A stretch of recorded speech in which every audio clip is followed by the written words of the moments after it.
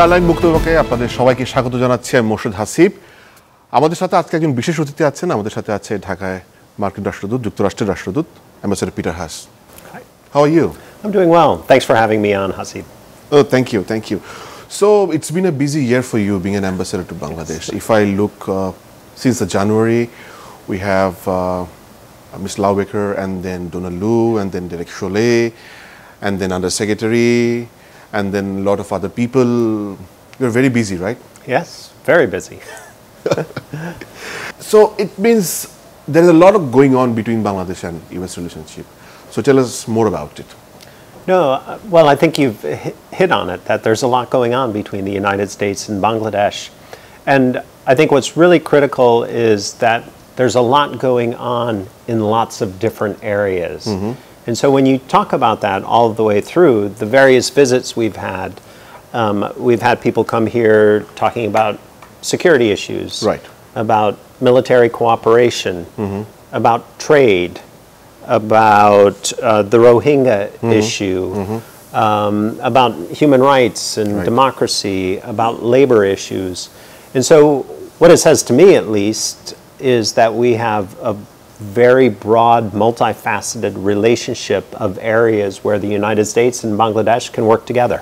Right, and there are more places where you agree and disagree, but you work together. Exactly. That's fantastic. Let's start with the latest event. If I'm not wrong, tell us more about the bilateral security dialogue, how it went. It is like, what are the latest thing in there? So again, many of these interactions that we have are sort of the maintenance of mm-hmm the bilateral relationship, the continual talking. Not everything results in big mm-hmm news or, right, or a right big event. And so this was talking about how we cooperate on law enforcement, on various elements of security. Mm-hmm. Obviously, elections came up. Right. But it's just part of the continuing dialogue that you have with countries that mean something to you. And so it's just a critical checking in point. Right. And when you talk about elections, you have you're saying, Bangladesh have their saying, but there is a similarity. Both want a free, fair election. So when you talk about this election to different part of the society, different people, different parties, what's the first impression you get? I think the first impression I get is that everyone, from the Prime Minister to the person I see in a tea stall, says the same thing, that they want a free and fair election that's held in a peaceful environment. And so I think that when you start off from that vantage point, that everyone wants the same thing. I think the challenge is that you have to be able to deliver on that, and that requires everyone to play their role. Right. And then how do you see their role is played by? Is there like level playing ground is the same, or some have more advantage, some are less, or? I think maybe I'll talk a little bit more about all of the players and the role mm-hmm that they mm-hmm play. And so obviously the government plays a critical role. They're the ones who are providing the legal and institutional framework right for right free and fair elections, and so they have a responsibility. Law enforcement has a huge responsibility to maintain peace and order, and to show restraint wherever possible, mm-hmm and to fulfill their job. The judiciary has a critical role. Are they pursuing all cases with equal vigor? Are they maintaining their independence and making decisions on their own based on mm-hmm their role? Civil society has a critical role mm-hmm to play. Are they looking out for the best interests of the country? Mm-hmm. Are they providing information and views? And are they being responsible? It then links back to some of the other things. Right. Are they being allowed to play that role? Same with the media. Mm-hmm. Are they producing freely, freedom of expression, without fear, without favor, just presenting the truth? And are they allowed to present the truth? Political parties, are they telling their supporters to maintain an environment free from violence? Are they using appropriate means to get their message out? Individual people, are they insisting upon their right to vote? And are they planning to exercise their right to vote? So every single part of the society has a key role that they must play for a free and fair election. And I think the opposite is also true, that each and every part of society, if they aren't playing the role they're supposed to, they're actually undermining the process of free and fair elections. And why does it matter to U.S.? A couple of reasons.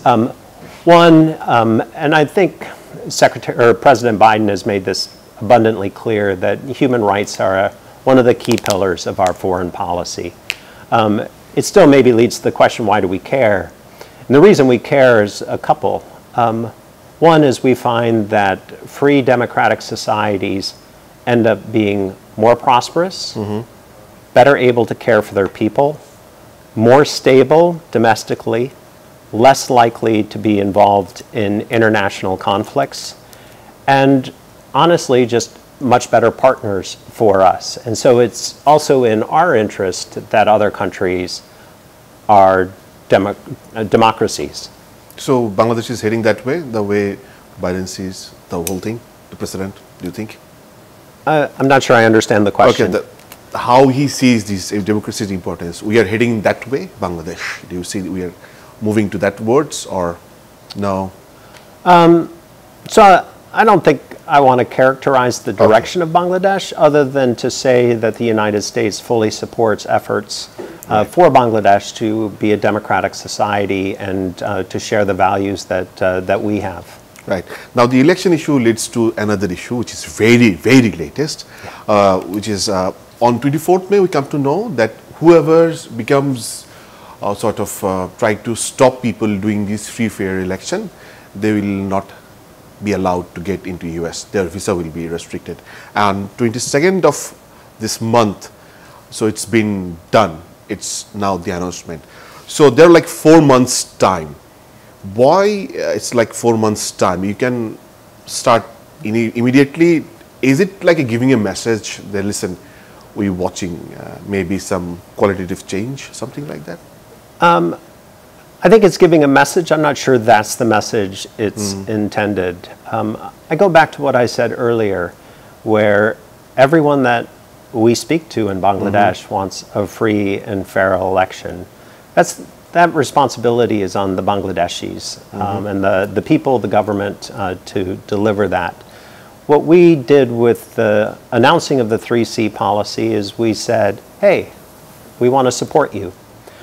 We want to support your drive and desire for free and fair elections. And the way we're going to do it is we're not going to welcome people who undermine that process to our country. And so the message is one of support and support to this process. And I don't think it should be seen in any other way. So who are these people?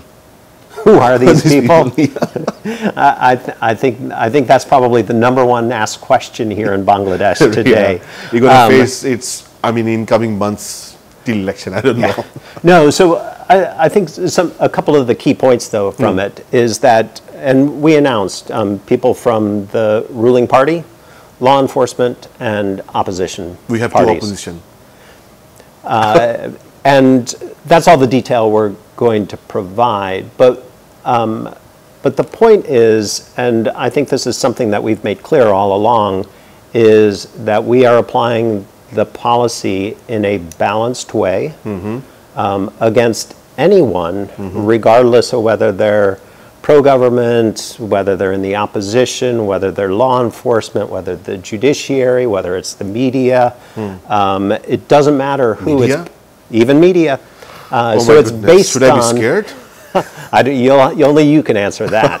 But it's based on behaviors. It's not based on anything else. It's based on their actions. Yeah, based on their actions. And so it's been done in a balanced way and based on an incredible amount of work, fact-checking, looking at the evidence, looking at legal standards to be able to do it. And so, yeah, I mean, we have it and we're using it, and We're supporting the elections. Yes, it's okay. But can you tell us the number?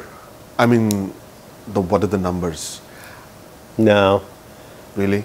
really, we're not releasing that kind of information because, again, it's. Otherwise, it will create a lot of fake news stuff like that. So, I think the way I would put it is is one, we don't release information as a matter of policy on visas, and so you're welcome to ask anyone if they have a visa. You can ask them the question yourself, but we're not going to be releasing that information. And it's not really about the numbers, it's about the message we're sending. okay. Yeah. One interesting thing that it's obviously given to the ruling party and the law enforcement, but why the opposition leaders? I mean, they're not in power. Whether you're in, I go back again to a free and fair election requires everyone in society to be a part. And that includes the opposition and opposition parties. It includes people that aren't even affiliated with any political parties. There are things that they can do which undermine free and fair elections, and for which we will say, we don't want you to visit our country. There's something on me. What about my family members? It is like automatic, or it's also a process? Then you will see what their activities, what their actions regarding the elections. Are they making struggling or making some noise, or it's just automatically? So we've made clear that they can be included. Yes. There's not an automatic nature to it, but they can be included. So it will also go through a process. I think we're getting into more details and more hypotheticals than I'd like to go into. Okay, the last question regarding this. So what if someone wants to review their cases on this particular visa issue? They feel like they felt sorry or something, and they goes to US Embassy or State Department. Is there a review process of the action being taken?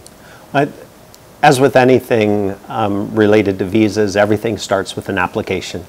And so they have to apply for a visa. Presumably they'll have an interview and they can have the conversation at that point. Okay. So there is a rumor like the 100 people been given. So how to counter being a media? Maybe you give us some number. Just don't believe everything you hear. That's really awesome. Moving into the next question. So the US-Bangladesh relationship have different dynamics, and one of the places where we really sometimes talk about GSOMIA and AXA. So where are we? Are we signing this, or it's in a process, or it will take more time? So we're still in the process of discussing both of those two agreements. And I think what I would say about them is I think there's a belief out there that these are far more complicated and far than they truly are. So they're really very simple. So AXA, it's all about procurement. Can U.S. military buy things from your military if they need it? Can your military buy things from ours? And so I'll just use a very simple example. Bangladesh, one of the largest peacekeeping countries in the entire world. Let's say the Bangladesh military is flying an airplane to Africa to serve in a peacekeeping mission, and it needs to buy fuel. Okay. AXA allows it to buy fuel from the United States, from our military. That's all it is. It's as simple as that. GSOMIA, it's about if your military tells us a secret about something, that we will keep it secret. If we tell you a secret about something, say an arms system that we're looking to sell you, you would keep it secret. You don't have to give us any information you don't want to, and we don't have to give you any information that we don't want to. It's just that we know that each side has a system in place where if you share information, it'll be protected.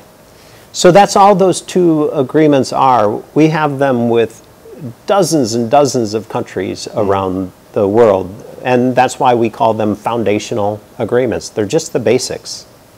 So how far we are? On GSOMIA. Anjusomian, AXA, the only way to tell how far you are is when you actually sign. Otherwise, it doesn't matter. And so we continue to have conversations. We continue to have good cooperation, but we're not at the point where we can sign them yet. Yeah. Do you think there are other pressures from other countries that Bangladesh, that's why maybe not signing some deals like Jisumi or Alaska with you? I mean, your country?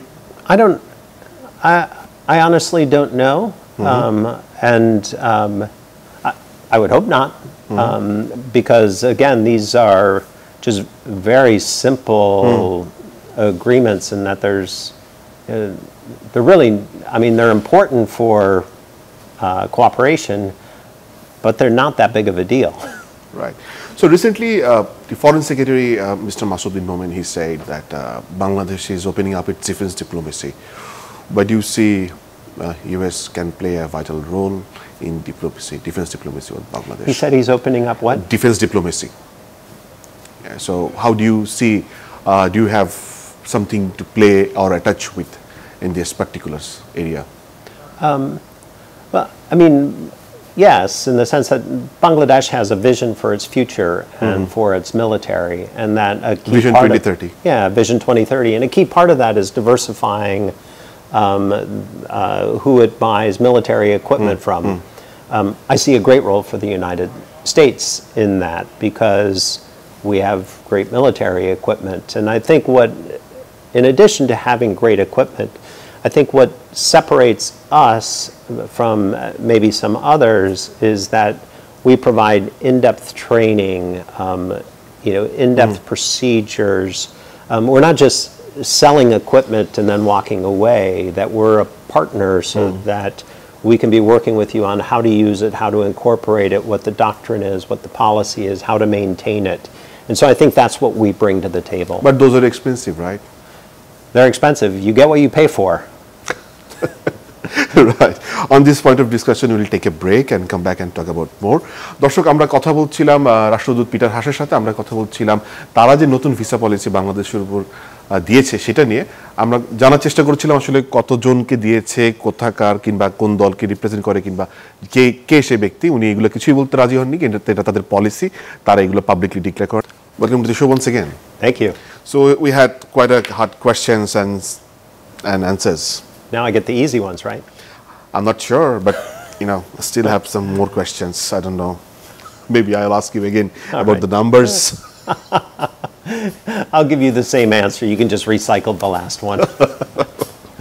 Right. So USA is one of the friend who's helping Bangladesh for the Rohingya issue. Extended their hand in terms of donation, the highest donor. You're also a friend who is blamed by so many people, from the government to some other section, that you're helping them. Also, you are not helping us for the repatriation, or probably creating some obligations. So, how do you enjoy when you're praised and criticized? So, I would say it's simply not true that we're not promoting repatriation. Okay. I think that it is our goal, your goal, the goal of every single one of the Rohingya refugees to be able to go back home to a place that they were forcibly displaced from at the price of genocide. And so I think there is no difference in everyone's desire that they be able to go back to their homes. I think the key thing here is that they be able to go back home when we are convinced that they can go back home to the places they left with basic human rights, and in a manner where they don't have to worry about another forcible displacement or a repeat of genocide. And until those conditions are met, I don't think anyone should want them to go back. And until that happens, and we, the United States, are playing, I think, a hugely important role in trying to convince the junta in Burma to change. We have all kinds of sanctions that we've put in place. We work frequently in the UN, with ASEAN. The Quad just made an announcement with Bangladesh to try to put pressure on them and to try to come up with a solution that allows them to go back. But until that happens, a couple of things have to continue to go on. One is the pressure for accountability, which we've done by declaring it a genocide, which we've also done by providing some support to the ICJ in the case. But then the final thing is that until they can go back, it's a humanitarian crisis, and one that we have contributed to and will contribute to. We just announced another $116 million of support, bringing to $2.2 billion the amount of money the United States has contributed to this effort. And so it's absolutely critical that as long as these people have to stay in Bangladesh because they can't go back to their homes, that they be fed, sheltered, provided education. Ideally, the government of Bangladesh would allow them to earn livelihoods so that they could help support themselves and give them hope for the future. But all of these things have to happen simultaneously until the situation is acceptable in Burma so that they can go back. Do you think third country settlement is temporarily option?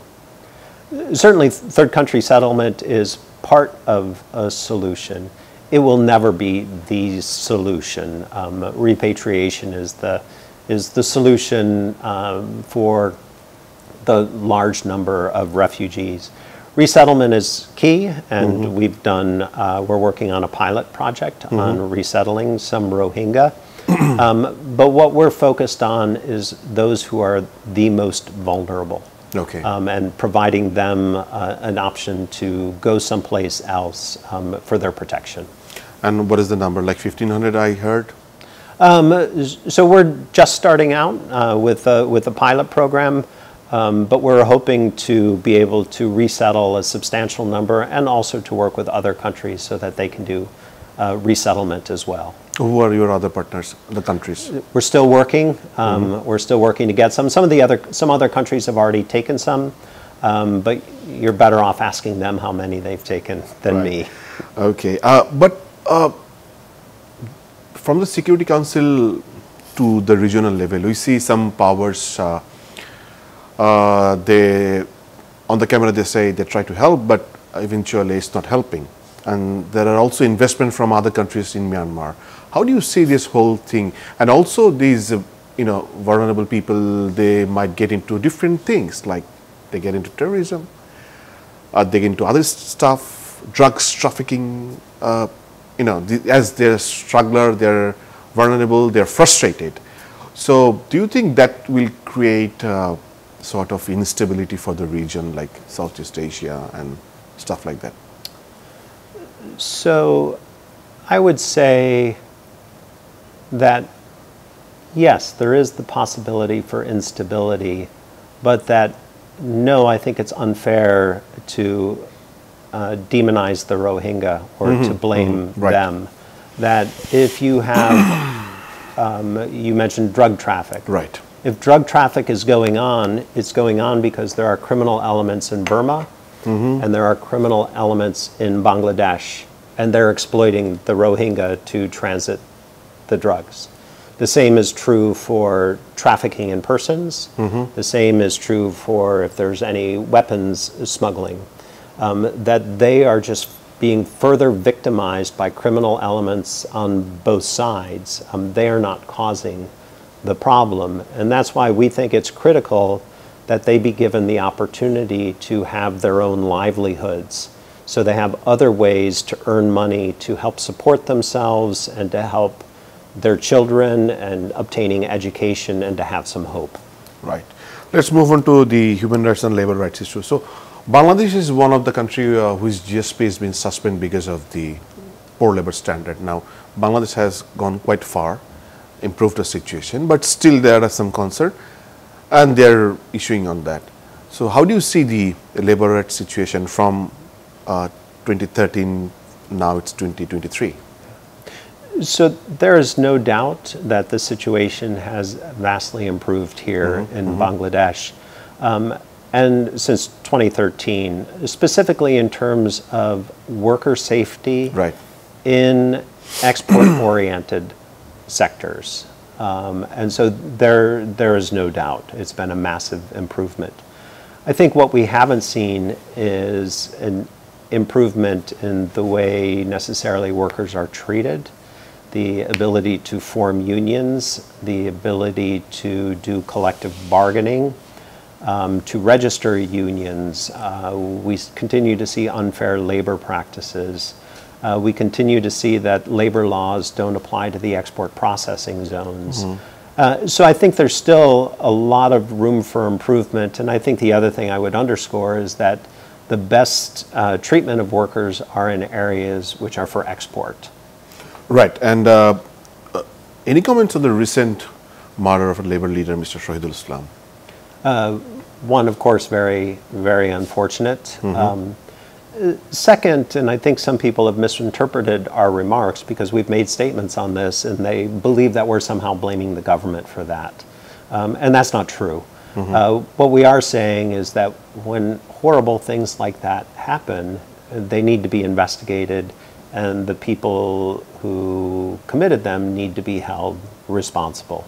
And that there needs to be a message sent that that kind of action is just not acceptable in Bangladesh. How do you see the human rights situation in Bangladesh?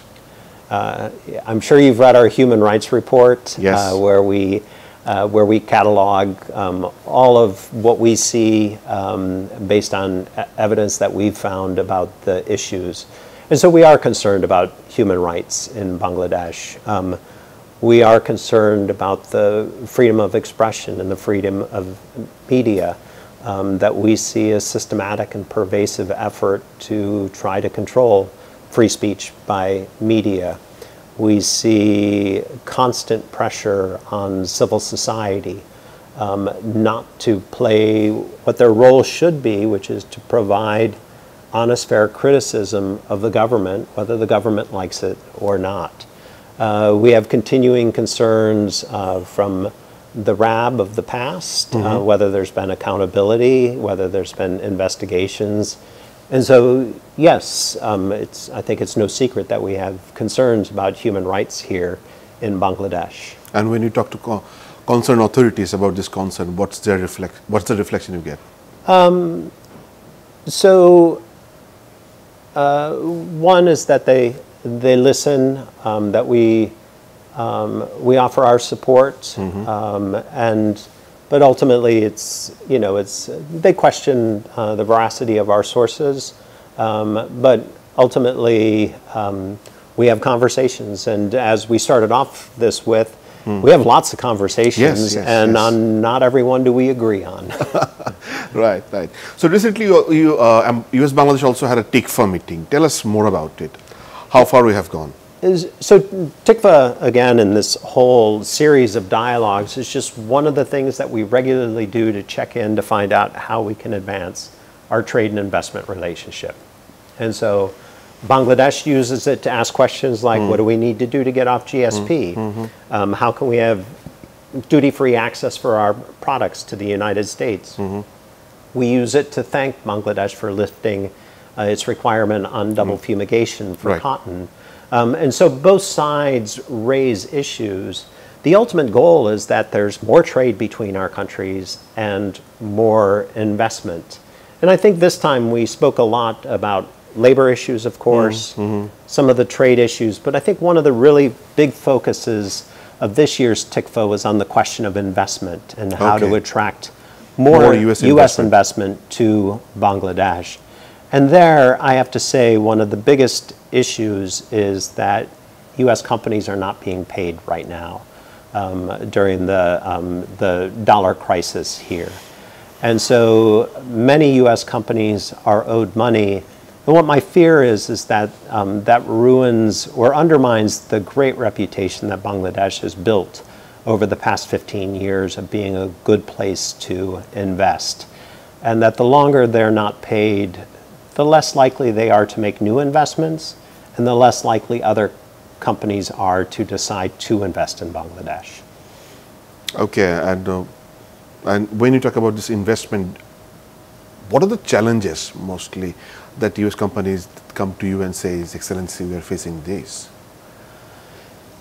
It's a variety, and it depends industry to industry. Right. And so, the number one thing that they're always looking for is the legal environment. Okay. That are the laws conducive for them to invest, and whether that's the draft Data Protection Act, whether it's the Cybersecurity Act, it doesn't matter. They're looking for a legal framework. They're also looking for ease of doing business. How easy is it for them to get permits, permissions? How quickly can they do business? They're looking, depending on the industry, how good are the ports? Can we get things in and out quickly? Is customs efficient? They're looking at what happens if we have a dispute. Are the courts independent? Are we going to be able to get a fair ruling? And then the one thing that I think is critical is that they're not just looking at Bangladesh. They're looking at maybe 4 or 5 different countries at the same time. And so they're comparing how is Bangladesh doing on all of these things compared to country X. And if you're not better than country X, they're going to go to country X. Right. But I have to say that there are lots of US companies that are very interested in Bangladesh. We just had a visit by the US-Bangladesh Business Council. We had more than 30 companies here. Some of them are existing investors, some of them are possible investors. And they're all dedicated to this market because they see real opportunities. And I would say that in the long term, this is a tremendously important market for American companies. It's the 8th largest country in the world. There's got to be business to do here. Right. So what are the possible sectors the probable business investment looking at from the US? So information technology. Bangladesh is aspiring to be Smart Bangladesh by 2041. There's opportunities there. Renewable and regular energy. That Bangladesh as a growing economy needs more energy. U.S. companies happen to be the best in the world at providing energy, whether it's exploration or actual setting up of providing turbines and other things. So that's another area. Healthcare. There's a recent big U.S. investment in the healthcare sector, and then one of the areas that I think is really promising is on agro-industrial goods. Bangladesh produces, it's a very fertile country that can produce all kinds of agricultural products. Figuring out how to, either through cold chain storage or canning or processing, how you can take them from here and get them every place else in the world is a huge, huge possibility. And I think finally, for companies that are looking to diversify their supply chains, maybe away from China, that Bangladesh offers a tremendous opportunity. So there's all kinds of things here, and it's this relationship between opportunities removing obstacles, creating opportunities, removing obstacles that will get us the kind of investment we'd like to see. That's a lot of possibilities. Yes. Yeah, that's great. So climate change is one of the places where US-Bangladesh is working, and so what do you see Bangladesh? Do you think we are in the right track and we have more concerns in coming days? So I take very seriously this notion that that the Bangladesh government raises frequently about what a low emitter of greenhouse gases Bangladesh is, yet disproportionately how much it is affected by climate change. I think it's a very legitimate point, and it's something that I know the United States is working with the rest of the international community on how do you figure out loss and damage, and how do you spur investment in the infrastructure that's going to be needed in order to both mitigate the effects, but also ultimately to reduce greenhouse gas emissions. And it's an area where Bangladesh has played a very important role in the Climate Vulnerable Forum. It's vitally important that you have Bangladesh's voice in the international discussions about climate change and how you mitigate and eventually how you reduce greenhouse gas emissions. Right. Let's talk about IPS, Indo-Pacific Strategy. So Bangladesh declared its own policy. First of all, my question is, how do you see it? Is it like okay, good, or best? I would say that the Indo-Pacific outlook of Bangladesh and our Indo-Pacific strategy overlap a tremendous amount that as do lots of the other Indo-Pacific strategies or outlooks or whatever they call them that have emerged, that almost all of them call for sovereignty, for interconnectivity, and for prosperity. And I think those are things that we just all agree on. I think our challenge will be going forward is how do we work with Bangladesh on those areas that overlap so that we partner where we can. And there are some places that we put more emphasis on, I think, than Bangladesh does. And on those, we will continue to pursue our strategy and Bangladesh will continue to pursue its strategy. Right. So one of the highest number of times you've been asked the same question, and I'll ask you the same question. Are we going to have the new sanctions from US?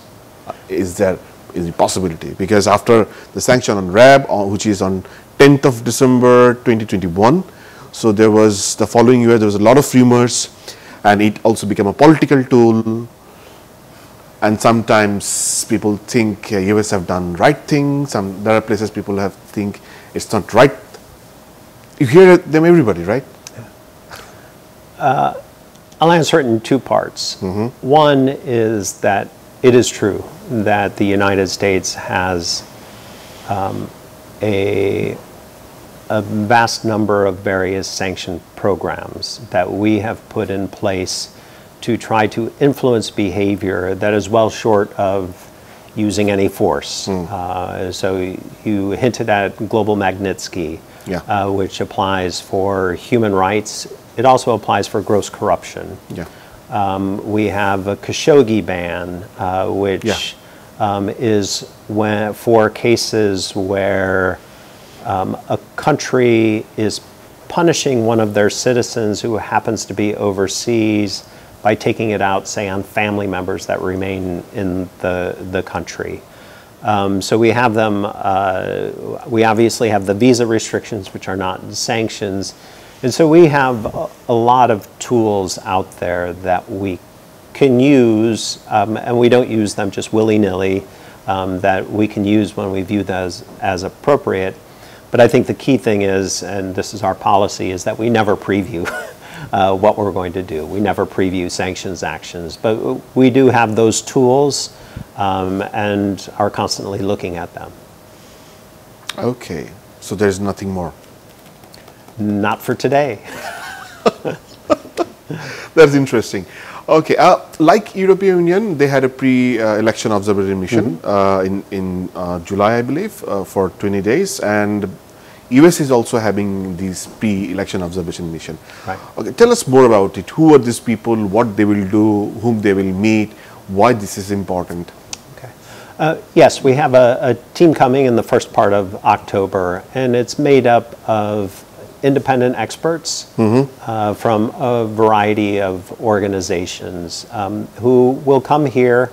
They will do much the same of what the EU pre-assessment team did. They will meet with the government, they'll meet with opposition, they'll meet with civil society, I imagine they'll meet with media, and so they'll have a whole series of meetings where they're just looking at what's the environment on the ground this many months before an election, and they will be trying to provide input, advice, their views on it, and eventually they'll make a decision as to whether or not they want to send a small election observation team for the elections themselves.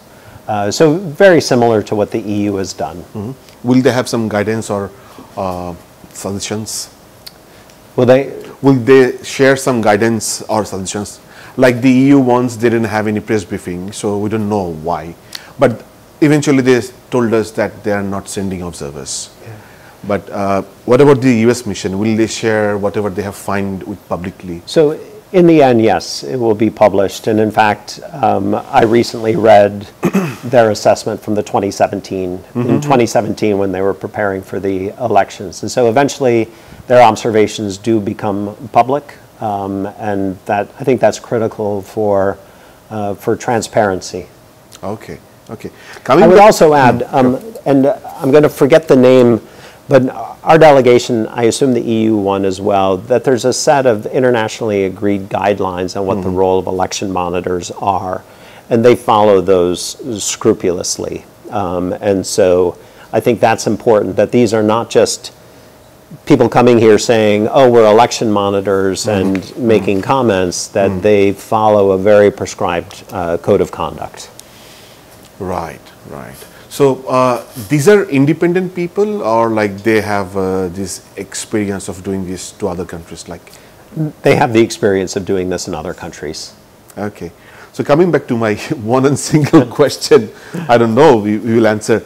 Really, when you impose these visa restrictions, there are a lot of, since the announcement till now, there are like a lot of rumors and a lot of people. I have read an article by on Mr. Donald Lu. He specifically said that probably the government, the opposition, and the law enforcement. But there are like rumors on Facebook, on Twitter, on places. To counter all these rumors, being a journalist, help me out, telling me the numbers, right? I will put it this way, that if you have not been engaged in activity that could be seen as undermining free and fair elections in the democratic electoral process, you got nothing to worry about. Excellency, before we end the show,